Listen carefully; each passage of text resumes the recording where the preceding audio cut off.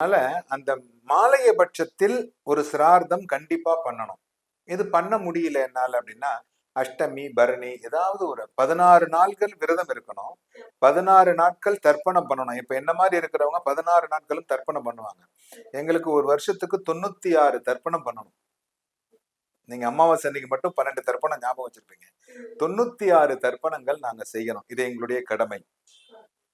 இதுல எங்களுக்கு என்னென்ன மந்திரங்கள் வரும் அப்படின்னு கேட்டீங்கன்னா, எல்லாம் முடிஞ்சு ஏஷான மாதான்னு சொல்லி ஒரு சின்ன ஒரு ரிக்கு மாரி ஒண்ணு சொல்லுவோம். ஏன்னா, இந்த உலகத்தில் ஜீவிக்கிற யாராக இருந்தாலும், யாருக்கெல்லாம் இந்த தர்ப்பணம் போய் சேரவில்லையோ, அவர்களுக்கெல்லாம் போய் சேரட்டும் அப்படின்னு சொல்லி ஒரு மந்திரம் சொல்லுவோம்.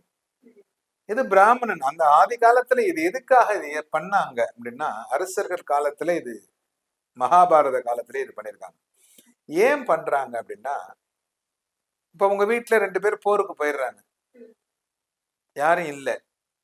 ஆனா உங்க வீட்ல உள்ளவங்களுக்கு தர்ப்பணம் குடுத்து தானே ஆகணும்.